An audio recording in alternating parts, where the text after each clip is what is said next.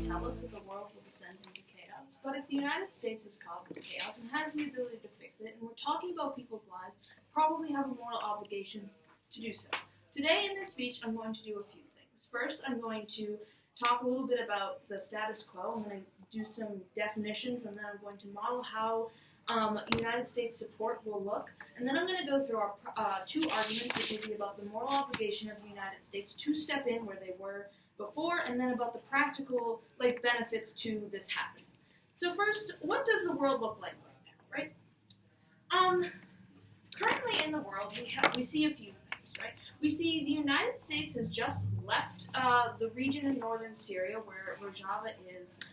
We also saw that Turkey began an offensive move towards the region, and we saw Russia step in and facilitate peace talks between the people in the region, like the actors in the region, right?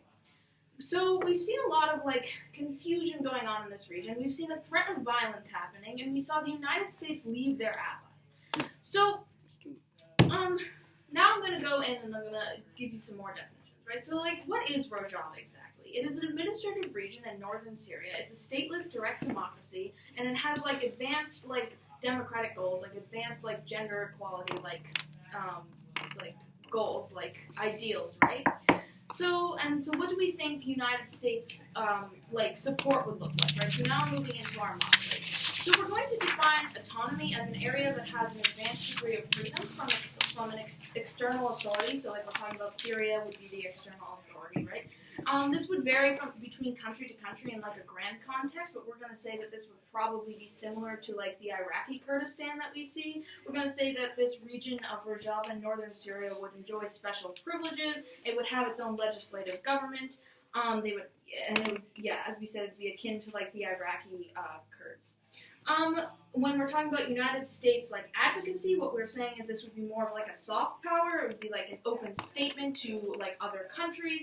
We would maybe be sending diplomats in because we see the Syrian war rolling out, closing out, and they're building a new constitution where we see the Kurds have very minimal places within this committee. We'd see probably the United States would send support for that. But if in the chance that violence did start to escalate, the United States would send back the troops that were there in the past. Now moving on to our first argument, which is about the moral obligation of the United States, right? We believe that the Kurds deserve the United States support for a few reasons, right? The United States used the Kurds in that region to fight their war on terror. More Kurds died in that war than we saw from the United States, right? Because it was more like the Kurds fighting with the help of the United States. 11,000 Kurds died, right? And then the United States left after this, right? We just left, right? But before we left, right, the United States recently just took credit for killing the head of ISIS. But what was the real context to this situation, right? The Kurds sent someone undercover for 5 months into ISIS, gave the United States the location of al-Baghdadi, and then the United States left the Kurds alone with knowing there was a threat of Turkey coming back in because of the history that Turkey has with oppressing the Kurds, and then killed Baghdadi and then took all the credit for it. So, but not only that, we left the Kurds helpless. Before I move on, I'll take one of this. Why is it that the United States has such a history of oppressing and manipulating the Kurds? See, we think that this is the exact thing that we're trying to fix in this motion. We think that the United States has done terrible things, have promised protection to the Kurds, then pressured them to remove their defenses, remove their troops from the Turkish border, and then completely left them defenseless. In this obligation, because of these things, because they've used the Kurds, because of the things that you're talking about, we think the United States should definitely go back and fix this problem. We think that because the United States has such power and has such status in the world, that by the United States taking a stance on this, it would show the rest of the world that the Kurds are legitimate, right? That they should not be messed with. This is why we're talking about this moral obligation. That is what the United States needs to do, right? But not only this, the U.S. was the Kurds' largest ally before they were left defenseless, with the threat of oppression, around all sides. They're not loved in Syria, they're not loved in Turkey, right? And they were left to die. It was like telling your friend to do something for you and then leaving them completely helpless when someone came after them, even though you had the power to stop whatever was happening. What we also think that there are practical benefits to the United States going there, right? Not only would the United States be able to gain more information for themselves on terrorism, but they also would have an influence in that region. That would mean that the United States would be able to counter the influence that Russia has in the region right now, because Russia has stepped in as Syria's ally and as Iran's ally right now in the region. But also to balance it out, which would be good for the United States' sake, but also as a superpower, they would be able to continue to advocate for the Kurds in that situation because of their influence in the region, right? We think this would be a signaling mechanism to the rest of the world that the Kurds are more legitimate, right? Before time, I'll take Alex. Rojava has existed for decades. Why is this threat new, and how are you going to solve the underlying motivations for violence? Because the threat is new now because the United States has just left, right? We're trying to correct for the United States leaving. We're trying to correct for the United States knowing that there was a threat of violence onto the Kurds and going back to fix them, right? That is why this is new. We also know that because the Syrian civil war is coming to an end and that there's a new constitution being built and the Kurds want their own region in northern Syria, that this is when the United States needs to move in and needs to act.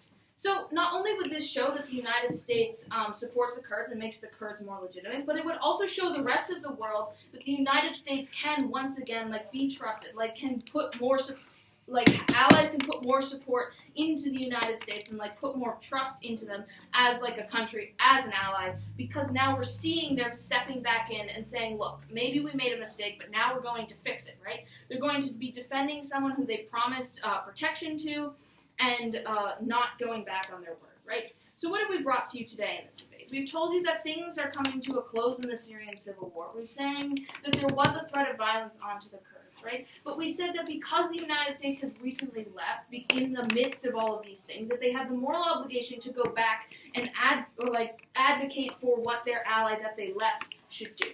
But not only that, there are practical benefits to doing this. Very proud to. Please take the seat for the speech, and we invite up the leader of the opposition to open up the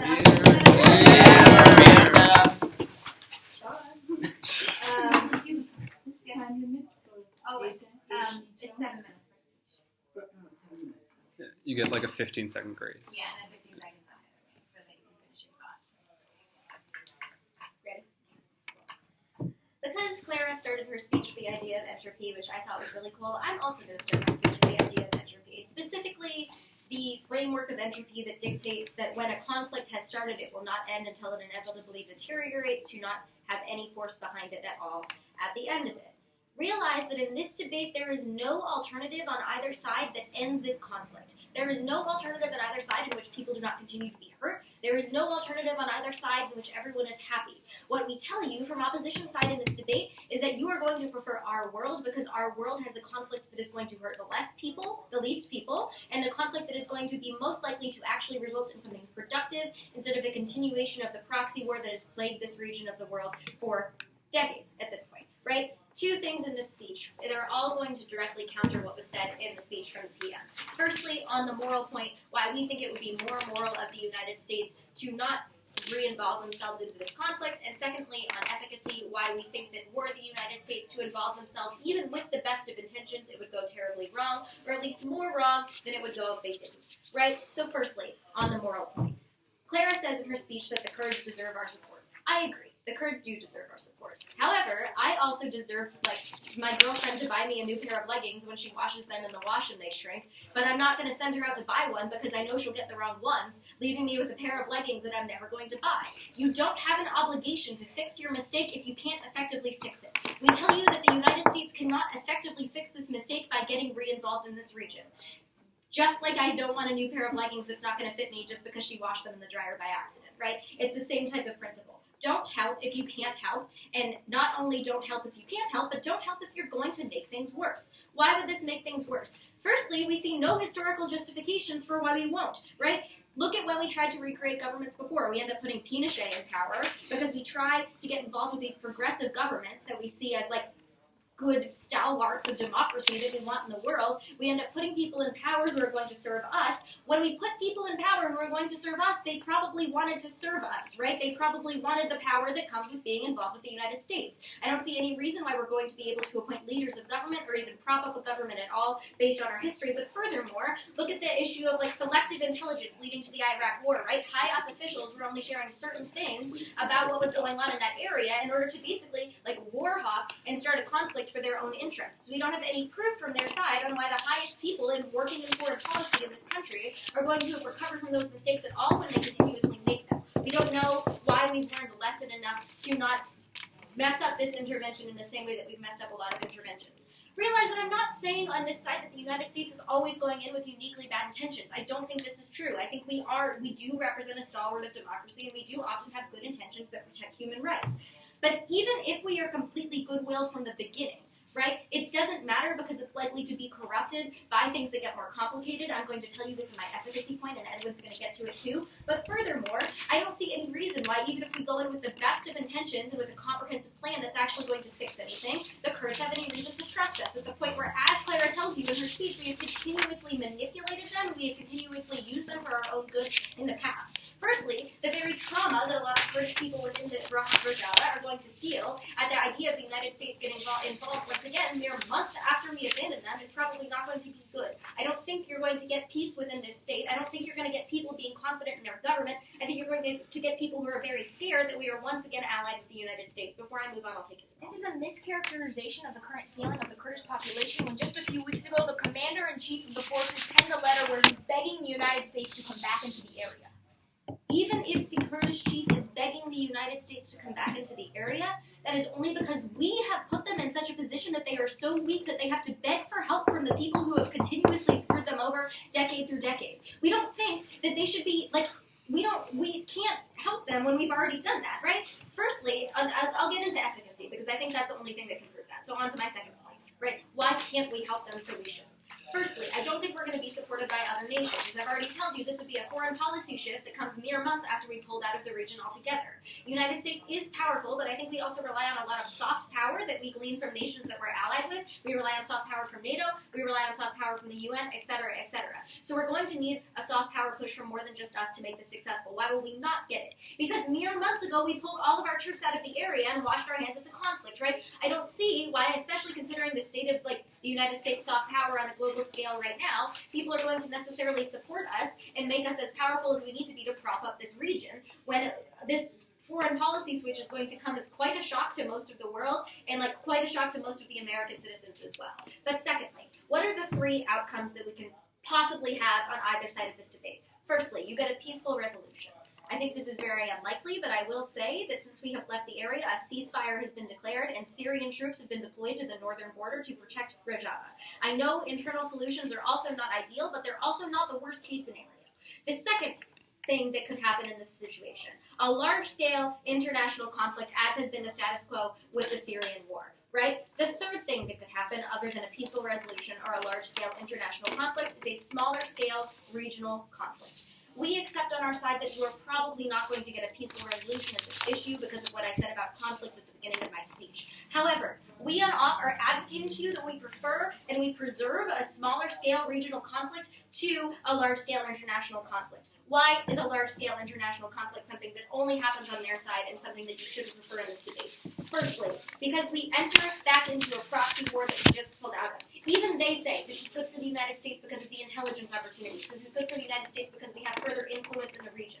Realize that when we try to prop up this state, we are now at the table with Russia and Syria to make like concessions in order to get this state the autonomy that we are like supporting. Right? I don't think that it has historically gone well when the United States comes to the table with like countries that we've had a contentious relationship in the past. I think that diplomats could not help but to prioritize our own interests in that situation because that is what diplomats are trained to do, and their utmost duty is to their country. So I think what you end up doing is prolonging a proxy war that has plagued that region for decades. Secondly, why is it bad to turn this back into an international conflict?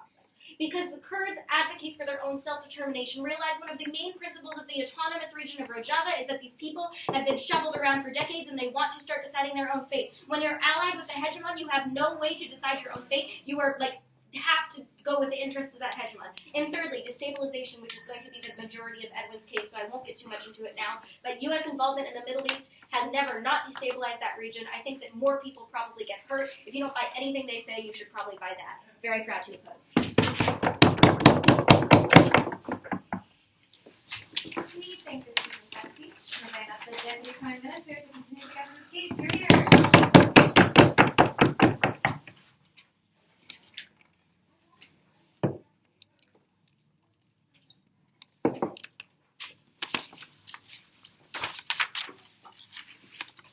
Is everyone ready?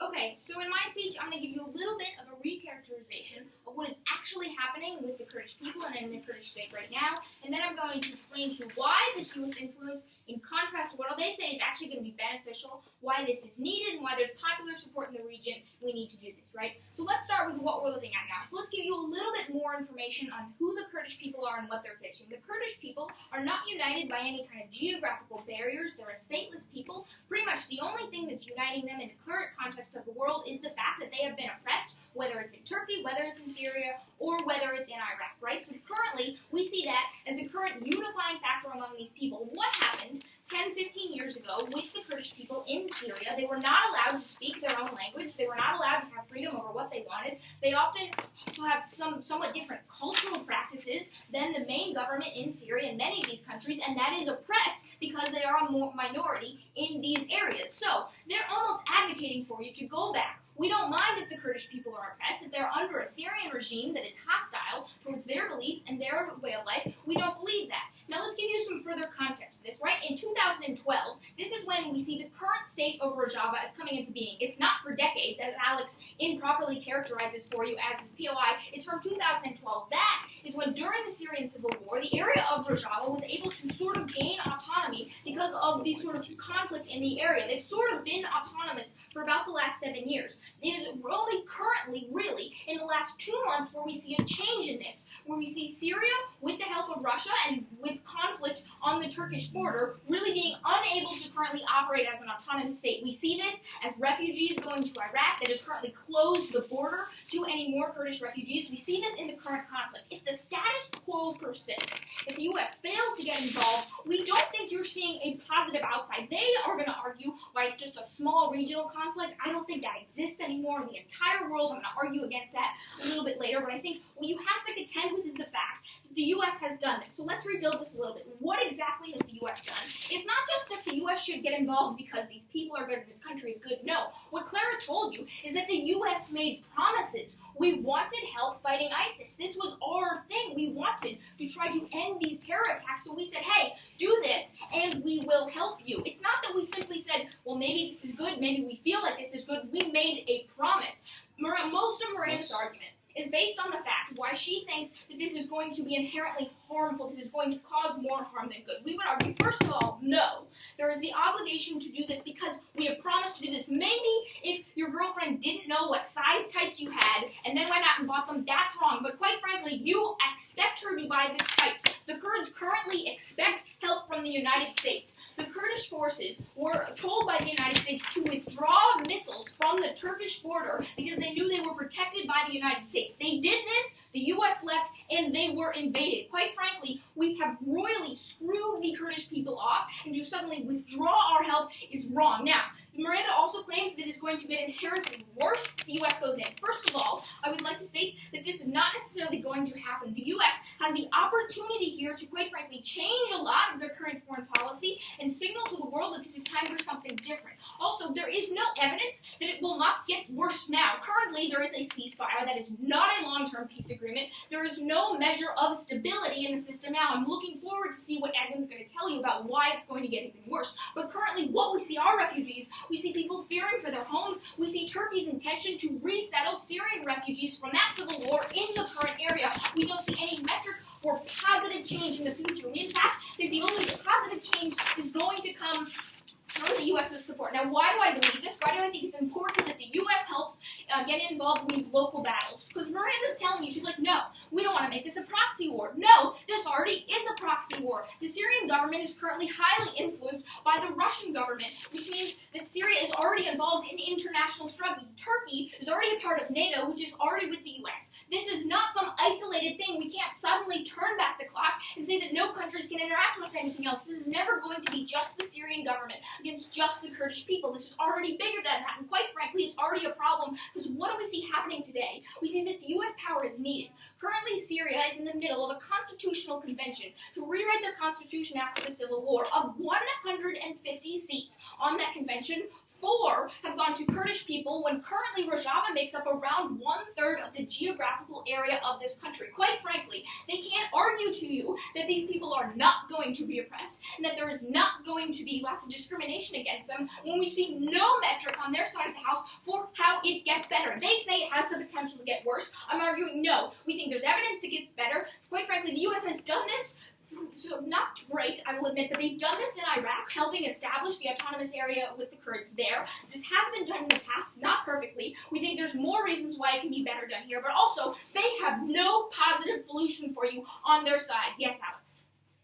When we established the autonomous region in Iraq, this didn't stop Hussein from committing a genocide against them. What long-term systemic protections are you giving to solve the underlying reasons for why this violence happens? What long-term systemic reasons are you going to give when you are literally having the longest ally that the Kurdish people have had pull out of the region? Quite frankly, let's look at why it is so important. This is my second point, that the Kurdish popular support is behind this. That's why we get long-term stability. Because Rojava, uniquely from pretty much any other area, no matter what Miranda tells you about progressive politics, is an area of democracy. It's an area where women soldiers, women politicians are involved in the systems. It is an area where we see that Kurdish popular support is producing massive results in how they govern themselves. We think it is, in fact, far better for both the U.S. and for these people that they get this help, because it's going to influence them and the region.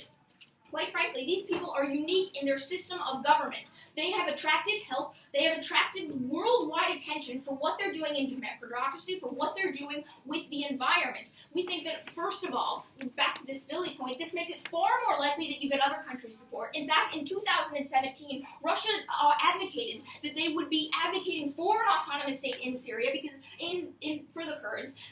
So we think already that the U.S. has the potential to get an ally there with Russia, but also because of the uniqueness, because of the democratization that we've seen here, unlike anywhere else in the world, is far more likely that the U.S., which has incredible soft power abilities, can use this to get allies in the region. This isn't necessarily going in alone, but even if it is, the U.S. has promised these people help and support. They've actively worked to make it harder for them to survive in a reality where they aren't there. We think this is tangible benefits for the U.S. in their military operations and in spreading democracy. We've promised the Kurdish people something. They want our help. They are not getting change under the current system. They are only being oppressed. Thank you. We make the speech for the student member of the deputy leader of the opposition to continue the active side of the debate. Hear, hear. I can read your I can read your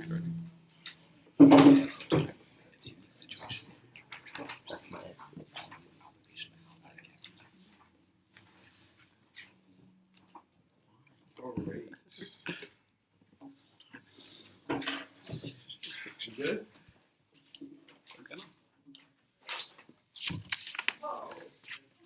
So Isabel tries to do a pretty good job of trying to contextualize this debate in a way that is about both the urgency and the need for the U.S. to come in and do what it thinks it should do for another country, which we know is problematic for a couple of reasons that I'll talk about. But at the top, we'll talk to you only about a couple of arguments that are made by opening government, and then we'll talk about some other arguments that support some of the things that Miranda talked to you in her opening statement about why it is, first of all, that their moral obligation contentions are not only lack the substance that is necessary for you to buy the arguments, but also why it is that they don't have a responsive argument to her arguments about efficacy, legitimacy, and the perception of the U.S. Internationally. So what are the key arguments that Isabel is giving you for why it is that this is a good idea? She talks to you about the fact that the U.S. has made promises has made promises when it enlisted the help of the Kurds to fight ISIS, and that we need to hold up those promises or do something with regards to their current situation to show that although we may have made some bad decisions in the past, we still support you now. Miranda does some excellent work on this when she talks to you about the fact that historically the U.S. has used these justifications to involve itself or entangle itself in the affairs of other countries before and not really come to a good conclusion for a lot of those countries. The idea of democratization has not always benefited these countries when U.S. interest is always going to be the guiding principle for how they deploy their resources in order to get to that democratization.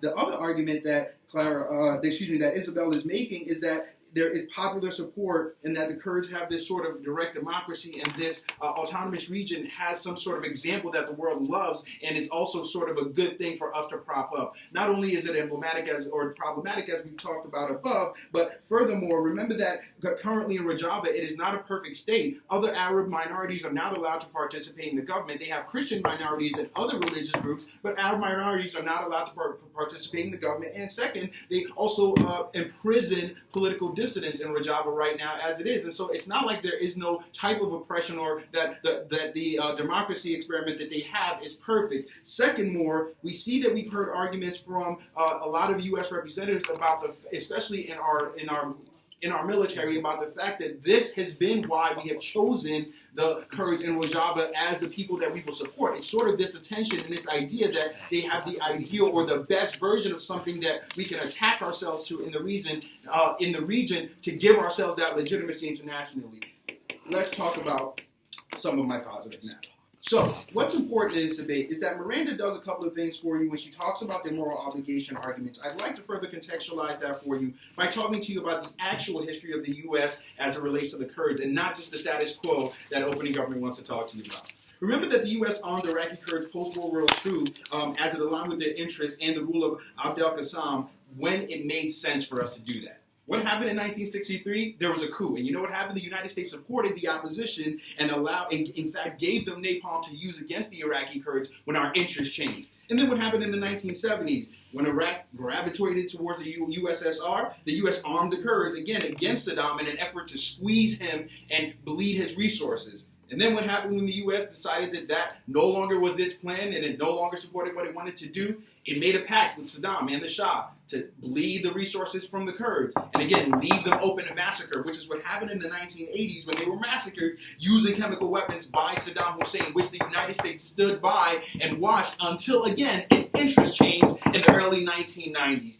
This is a true contextualization of what the relationship between the United States and the Kurds looked like. Right? It's not this, oh, we loved you, we wanted to help you, we made a bad mistake because Trump for some reason had a mental blip, but now we're going to show him that the error of his ways and bring him back. That is a bad contextualization of how these things actually happen. The impact of all of these arguments is not only the reasserting of the colonial imperative and the colonial dynamic that exists between usual haves and have-nots when we talk about world powers, but also the idea that state interventionism is something we want to continue to prop up to the ends that it not only asserts the interest of that dominant power, but that it also helps its interest as juxtaposed to the interest of the smaller power, which is what Miranda talks to you about when she talks about the way in which this region, if it became autonomous, would be beholden to the United States if it were to the U.S. were to come in and all of a sudden lend support. Now, Isabel does make some arguments about why it is that there's no evidence that the fighting will get worse now, but remember that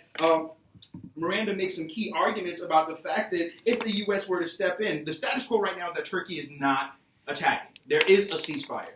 And the current situation is also that Russia is the power broker in the area. Essentially, it has the ear of both Turkey and Syria, which means that it can do an effective job in keeping all parties at bay. If the U.S., after flip-flopping and swaying on its policy, all of a sudden decides to step in, we think that this signals to Turkey, first of all, that, hey, things are about to change and we got their backs, which puts them more on the offensive and makes war more likely, which is the argument that Miranda is giving you, but it also means that you want to prefer a small-scale conflict and sort of a regionally contained issue where these parties are able to figure these things out, with Russia being a power broker who has the ear of all parties involved, as opposed to the United States, whose policy has continued to flip-flop. These are arguments that they cannot contend with, as the status quo, again, is essentially a ceasefire, right? Now let's talk about destabilization even further. We think that that signal of U.S. support is a net bad, right? Remember, in a world where the large-scale conflict happens, as both Turkey sees the U.S. support as a reason to not only oppress its own Kurds, right? Because now it says to Turkey that, you know what, the U.S. is behind this autonomous region, and it signals to the other Kurds that, hey, maybe you guys might be in line for something different too. We think that it gives Turkey more of a reason to want to oppress its own Kurds, but secondly, that it leads to a situation in which U.S. troop presence increases the Turkey offensive against that autonomous region. If the threat of U.S. forces coming back is on the table, which is a part of the government model, we think that it creates a situation in which Turkey necessarily has the imperative to just want to say, hey, you know what, we'll keep troops over there, we'll keep more troops over there, just in the event that the U.S. wants to do something, and at any simple incursion, that they will re-invade and make this, again, a large-scale conflict, which is the argument that Miranda is giving you. So what does this debate look like at the closing of top half? It looks like the government is characterizing the status quo in a way that's not correct based on the history between the U.S. and the Kurds, and they're also not characterizing the current ceasefire in the way that it exists, which is that there is no Turkey offensive, and there can be a road to peace or some lesser degree of violence if it is regionally contained, whereas we tell you on opening opposition that they create a large-scale war and the potential for these folks to live in a world in which U.S. colonialism and the state interventionist project continues. Thank you. We thank the speaker for that speech, and we invite up the member of government to open up the back half of the debate. Here.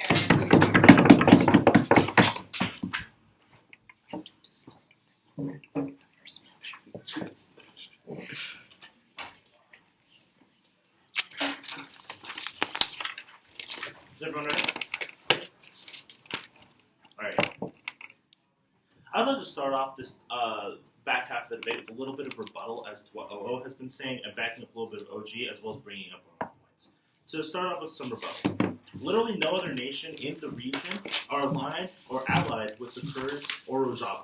Turkey, as we saw about a week ago, has been bombing the Rojavan region and has been killing a lot of the Kurds that we have been fighting with over the last few years. And Bashar al-Assad has actually come forward in stating that he does not support an autonomous Rojavan region and does not support the Kurdish people. So these other actors that are in the region do not have Rojava's interest at heart. And when the OO has been talking about, these people over here have been talking about, there's going to be a small-scale conflict. We're talking about people and other actors coming into the Rojavan region and into Kurdish territory and killing a lot of people, which is simply not something you're going to get on government side, our side over here. We're saying that with the United States backing up the Rojavan region and the Kurdish people, we would be preventing this large-scale death from happening. And this isn't going to be like another Western interventionalist nightmare, where we're going to be trying to implement our own values onto this region that simply has not even had any experience with democracy and does not even have actors in those regions that want democracy. As I'll state later in my speech, not right now, Rojava has democratic values and actually has a lot of American democratic values. I'll get into the specifics on that here in a moment. And finally, if Russia is this great actor at keeping people at bay, then why is there still conflict in the region? They were saying that Russia is a great actor that will keep all of these different factors from, attacking each other, but that simply has not been the case in the status quo. So for start off the first part of my speech, Rojava is an emerging democracy.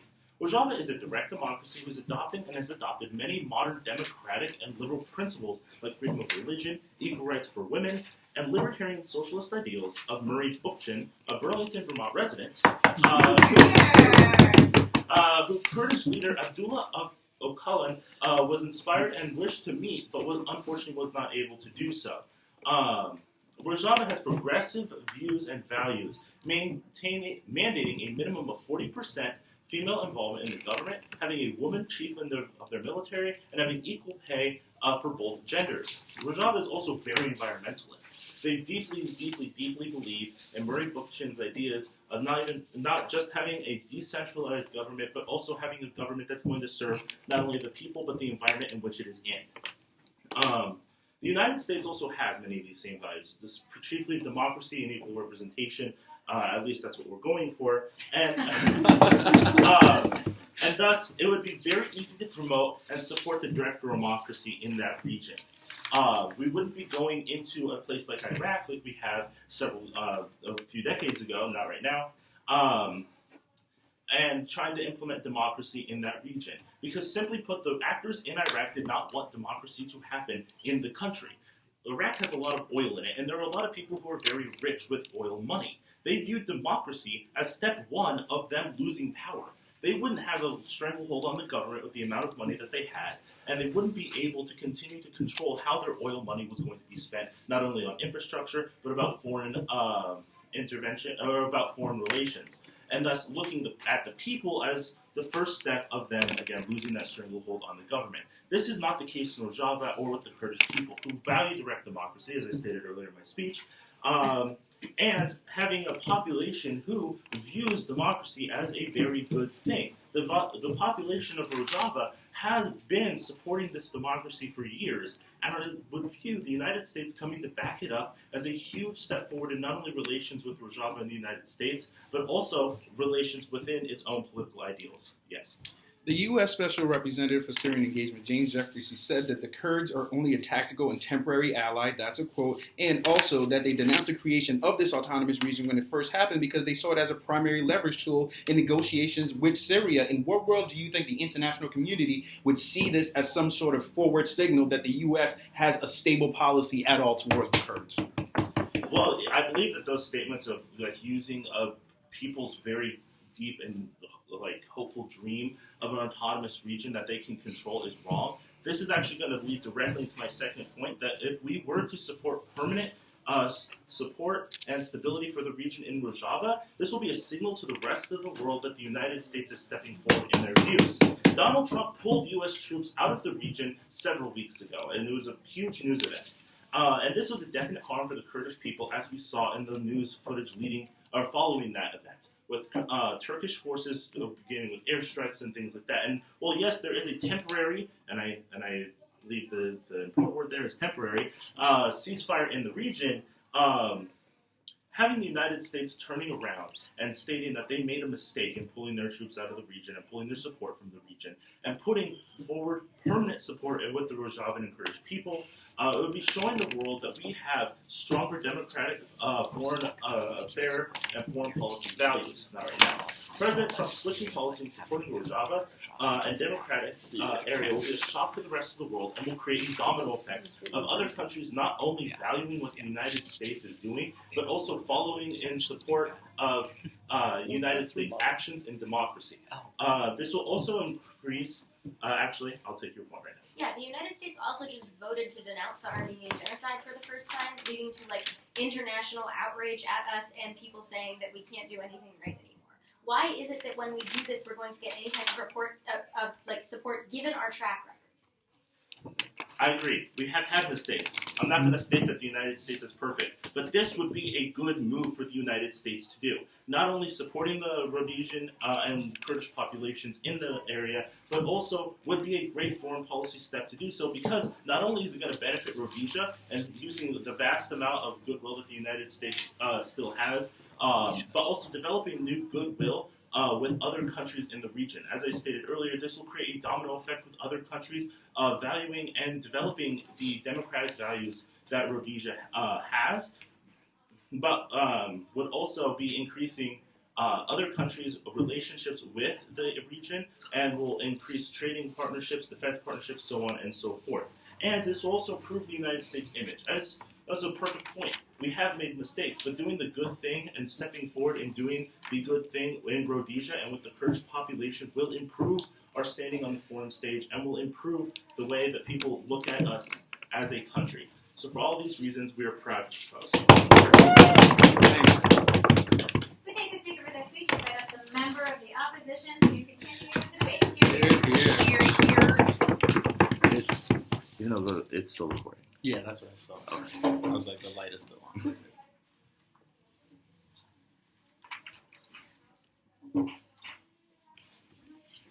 Alex?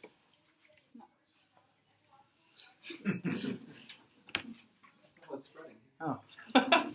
Yeah, policy jokes. So dying. Thank you.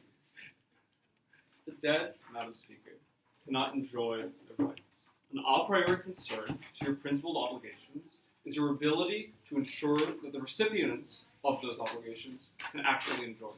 Two things in this speech. I'm first going to talk to you a little bit about how when you create this autonomous region, you necessarily are going to escalate the conflict and ensure that any diplomatic solutions are always going to be off the table. And then second off, I'm going to talk to you about your moral obligations, not just to the Kurdish people within this region, but the United States' broader moral obligation, and why necessarily the precedent that it sets for other semi-autonomous regions is going to be inherently awful and is going to encourage worldwide violence. Before that, let's start getting into conflict escalation. A couple of things that you need to understand when you necessarily push for autonomy within these regions. 2 points on this. First off is that it necessarily places the United States in an oppositional stance into Turkey. This is particularly problematic because just on a basic level, something that we probably should have noticed before a half hour into the speech, is that Turkey is a NATO member. Turkey is applying to be in the European Union. Turkey has massive structural incentives to kowtow to what the West is going to be able to have, the leverage that the West has on them. This is the POI that I try to give to Clara when I tell her, when I ask her what happens and why necessarily this conflict happened in the first place. Notably, it happened because the United States gave Turkey the go-ahead to start warfare within the region. When we pull out our troops, we send a signaling mechanism to them that we no longer care about the Kurds. I think insofar as we are fine on opposition saying to Turkey, no, you cannot commit a genocide, we probably solve for a lot of this violence. But the second point on this is that necessarily you probably lose a lot of your diplomatic avenues when you take this harsh oppositional stance, that no longer are you able to approach Turkey as a friend, saying that, hey, look, we think that what you are doing here is wrong, and you're risking the possibility of you getting EU membership when you take this aggressive warlike stance. We think that you lose this ability, and you lose a large part of your ability to control them. But second on this is understand how Syria will view the United States' imposition within this region. Syrian sovereignty is particularly important to this debate, especially given the context of the civil war that just happened. I think it's probably a little silly to say that when Syria sees a foreign imposition of them losing what is a third of their land, they're simply going to accept this, that when a foreign enemy state, someone that is frequently advocated for the overthrow of the Bashar al-Assad regime, is going to see this foreign imposition not something that is supporting Kurdish rights, but rather something that is going to be anti their administration and is going to want to take aggressive military action to try and show the fact that they are not going to bend to the imperialist will of the United States. I think that is likely how it's going to play out. But now let's talk to you a little bit about the precedent that this is going to set to the rest of the world. I think this is probably something that is going to win us around, and I think this is something that probably someone else should have talked about in the debate too.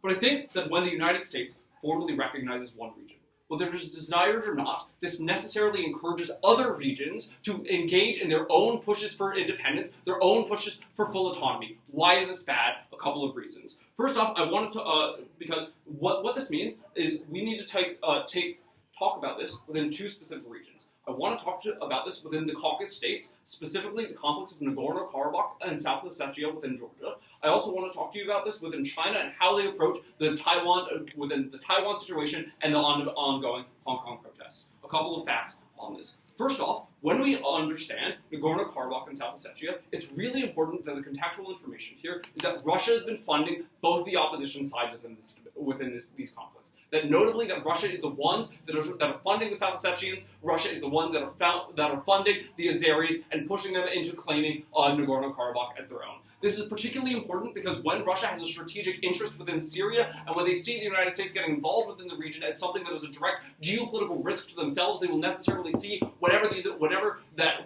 we push for autonomy in this region, that whenever the further developments for autonomy demands in those regions occur, that they will view this necessarily as a threat themselves. I think this has long-term geopolitical risks, right? Because that necessarily, when other states think that the United States might support them, right? That after Tunisia, when other states uprose because they saw that these states were engaging in types of behavior, when they saw themselves engaged, this is what the Arab Spring was. We think that this is the type of behavior that is likely to lead to disastrous outcomes. This literally leads to the Syrian civil war and the deaths of tens of thousands of Syrians who necessarily did not consent to the ability for this revolution to occur. I think this is going to be particularly problematic because it means there's going to be massive backlash by these authoritarian states. This is the key link that we're missing. That necessarily, when China sees that demands within Hong Kong are going to become massively shifted towards independence, rather than simply the status quo demands for the removal of Carrie Lam, the removal of the extraction bill, I think this is going to be particularly damaging. I think this is particularly going to be true when these Hong Kong protesters think that the same guarantees that the United States are applying to the Kurdish people might apply to them, because they have the same historical onuses placed upon them by other Western states that they might expect that Britain to intercede upon their behalf, and this is going to be particularly damaging. But before I get into talking about the overall the overall impacts of this, I want to take opening government. Yes, so you first of all started off your speech by proving why U.S. signaling actually does work, and you've given us no reasons why, just because perhaps theoretically there could be backlash in other parts of the world, which you can't prove because we don't know what's going to happen. You're saying we should still abandon these people to a certain oppression. This makes no sense. When U.S.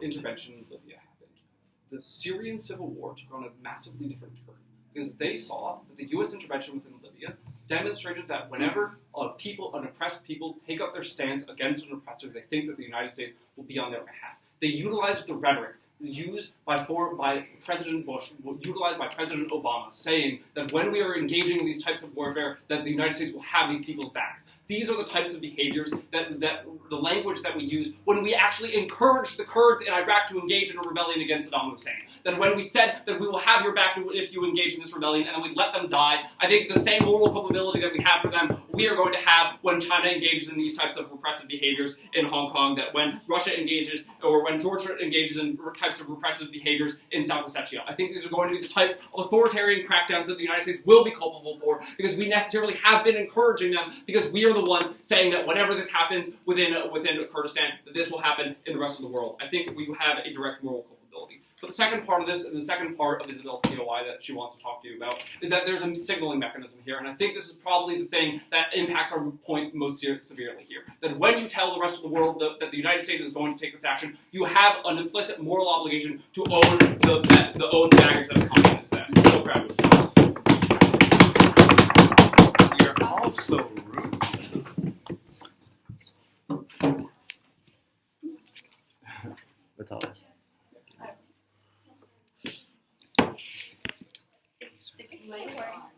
It's still recording. Yes. No. It is. It is. Light is on. But now we can't post it because we keep talking about it. That's what editing's for, right? But don't- Okay. Okay. Thank you so much. Okay. Okay, first of all, today I'm going to start off with some direct rebuttal against the closing opposition, and then I'm going to go into two general areas of questions that have come up in this debate and talk about how government wins in basically all of them. So first of all, the opposition's points are, what I have written down is that, there's going to be backlash from other authoritarian states when they don't want their oppressed group to rise up and try and feel empowered. This is such a morally unsound argument to make. I'm surprised he even went there in the first place. Okay, if we're talking about China, let's talk about China. Should we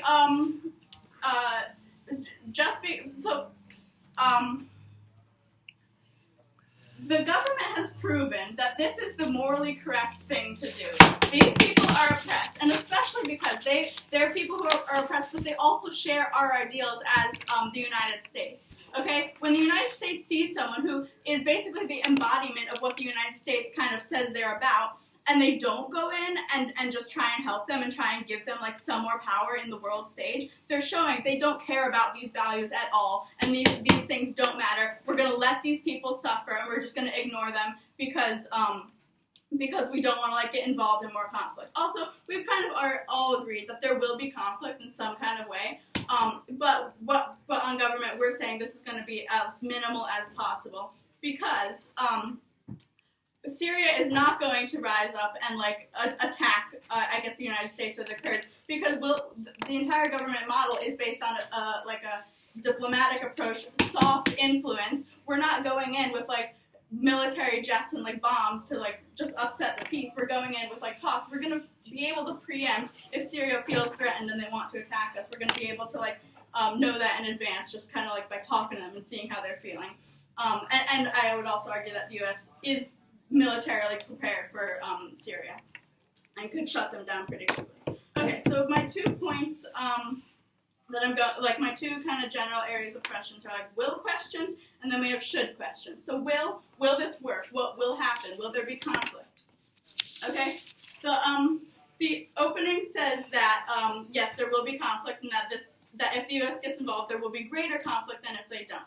However, they see this as like a given, and they don't really have any proof of why this comes out. We hear from Alex later on that the reason there will be conflict is because Syria will be attacked. However, I've already explained to you that Syria will be able to preempt this from Syria. Okay.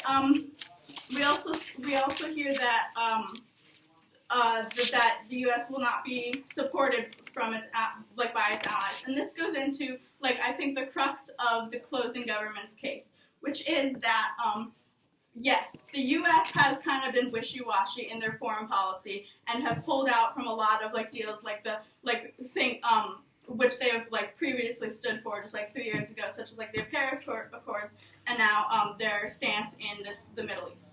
However, yes, we've kind of seen the clock turn back. We've seen the world shift, the U.S. shift kind of back towards more of reverting some of its values. However, the fact that this is Trump that will be doing this is important, okay? Trump is the president who has kind of turned back these clocks. By now going forward and showing that he now is in support of environmentally friendly, gender equity, these kind of things, it will not be seen as wishy-washy. It'll be seen as a step forward. It'll be growth, maturity. He's actually taking a stance and realizing these are things we need to value. I can see you laughing. Maturity, Trump. Yeah, okay. And by this stance, this is the signaling mechanism that's going to be sent to the world. It's not just that the U.S. is. The signaling mechanism is not the U.S. is wishy-washy. The signaling mechanism is that that Trump is growing and getting more in support of democratic ideals, which he has not really been in the past. Okay. So then, okay, I'll take Alex. Syria has a need to appear strong after the civil war, insofar as taking military action against an entity that looks to be sponsored by your primary geopolitical rival, e.g. the United States. Syria probably has a massive structural incentive to engage in aggressive military action against the Kurds if the United States supports them, whereas they don't in our world. Please engage. Okay, I think that is definitely a possibility. However, you still have not proven that that's a definite. And what we've given to you is that there's a very small chance that will happen. We shouldn't any action any government body ever takes. There's going to be cost benefit analysis. We're doing the cost benefit analysis. That may happen, but we're saying it's unlikely to happen. Okay. So should the U.S. support the Kurds? Okay. Both opposition teams have said that the U.S. should not support them because of problems with the Kurdish state in Rojava. That the Kurds are still a little oppressive and they don't have the best democracy. However, for the region, they're the best that's been there for a long time. Okay, it's to not support them now would be it would be foolish. If your demand for perfection is so high that you're not gonna support anything that's not the exact way that in the ideal world, you'll never be able to do anything because nothing is ever gonna meet that ideal of perfection. What we're telling you is that we can actually go in and support something that is as close to perfection as we can possibly get for the time that we're living in now and the region that we're talking about. So how much time do I have left? Less than a minute. Okay. Thank you. Okay. So then we have the question of should the Kurds trust the U.S., which was brought up in the opening. I think government's pretty heavily proven that the Kurds should and will trust the U.S. for the fact that they stated, we want the U.S. here. I think that's a pretty good proof that they will trust them. And even if there's even if that opinion changes, I think by the U.S. coming in and kind of taking this soft approach, which they have not done in the past. It'll be showing like they are kind of changing their ways and trending toward a more like democratic, diplomatic system of dealing with things, which shows the growth that I was talking about in the, previously. Thank you. We thank the speaker for that speech and invite up the opposition whip to close out the opposition side of the debate. All right. Get 'em, Tiger. Wearing the wrong sweatshirt though. I know. Wow. Folks, hey. Yeah, what's with the sweatshirt? Is from my brother, and it's really comfy. Okay, everybody ready? Okay.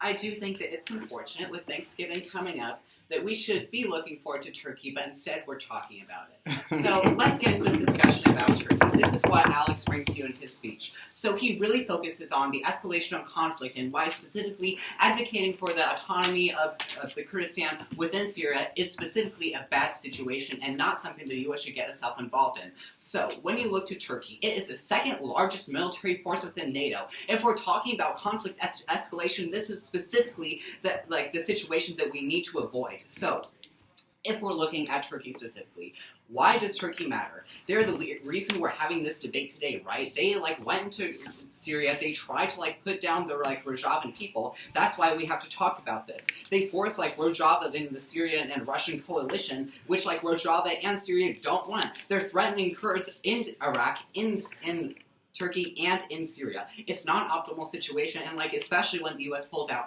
that escalates it. So overall, just U.S. involvement doesn't make it good. So if we look at U.S. support, and for the autonomy in Syria is bad because Turkey does not want this because they fear if this happens, then they would have Kurds within Turkey advocating for their own autonomy. This is specifically what Turkey does not want. We're not saying that we are on the side of Turkey. We're just saying we're on the side of de-escalated conflict. And in the status quo, we recognize that there has been a ceasefire and there are negotiations and discussions going on in the status quo. We don't need U.S. diplomats to go in this region and just put our ideals into the mix. Yes. Under the status quo, Turkey and Bashar al-Assad have both stated they do not support the Kurdish people's right to an autonomous region. How do you contend that with the fact that you simply just want to get the United States out and leave them to deal with the problems? Okay, so the Rojavan people are landlocked by Syria and Turkey. They don't want the U.S. to have this big signaling that we want there to be autonomy with for them, because that would just escalate conflict around them. They don't have a means to protect themselves. They are only around 2 million people, and especially when they're dealing with Turkey, which is a massive military force. This isn't a system that's going to benefit them. So when we're talking about this, they respond to us by talking about how we're basically just advocating for Turkey, and this is a morally unsound argument. So we're just saying that we're not in the advocacy to increase conflict. Turkey is the second largest NATO military power, and we say that it's not in our best interest to upset them and create this just U.S. signaling that would just increase conflict. Now moving on to interactions with other teams. So opening opposition comes up, and they say that the U.S. is obliged to support and just have the signaling mechanism that we should support autonomy of Kurds within Syria. So this is bad for a couple reasons. First, the U.S. probably should have helped with defense earlier. It's past the point to help them defend against Turkey because that's already happened. Right now, we're already in a ceasefire, so there's no reason to go in and just make the situation worse. Second, the U.S. can continue to work with Rojava against terrorism. We're not advocating for a world where we close our doors to Rojava. We just don't want to advocate for their autonomy because, first of all, in their system, they want to have agency. They don't want to rely on the U.S. advocating for what they want. Also, if we're looking at this, they don't want to have an increase in conflict, especially with their small size. So they talk about how the Kurds only get about 4 out of 150 seats at the Constitutional Convention. So in the status quo, in some world, that Syria would have a lot of control over them. But what we see is U.S. supporting autonomy for the Kurds does not equate that they actually get that autonomy. All it does is just create this signaling and just increase the tension and conflict surrounding the topic. At the point where in the status quo, the conflict is going down, although obviously it's not a happy sunflower and rainbow situation, it's better than the alternative of increasing and irritating this conflict. So moving on and adding on to this is what Alex really talks about in his speech of how like this does not happen in isolation, and the U.S. like intervening and like having this big advocacy has effects beyond Rojava. Specifically, when we look into a couple situations. First of all, like how is this going to create precedents in other regions? So if the U.S. like recognizes this region as autonomous, it just encourages like the increase in like autonomy and independence. This is bad because like when regions like want to advocate for their autonomy, they're generally like received with a lot of backlash and violence. If we look at like a couple examples, first of all, in Georgia and like South Ossetia, what has happened here is that like Russia like funded both sides of the opposition, and like this just escalated conflict a lot, right? And like when there's this whole idea about autonomy, the conflict just goes up. This also happened in China, and like when we're having this whole like discussion about like Taiwan, what happens there when the U.S. like has this autonomy and like advocacy for okay, yeah. All of you on the op bench are scared to take a stance on human rights. People know that there's a risk when they're advocating for autonomy. The U.S. has a huge influence on the world, wishy-washy or not, and they're also a great superpower. Not only do they, when they do things, do others follow suit, but the U.S. presence is something that prevents others from doing things, right? So not only given that they can prevent war from like war-torn Syria, but they certainly should.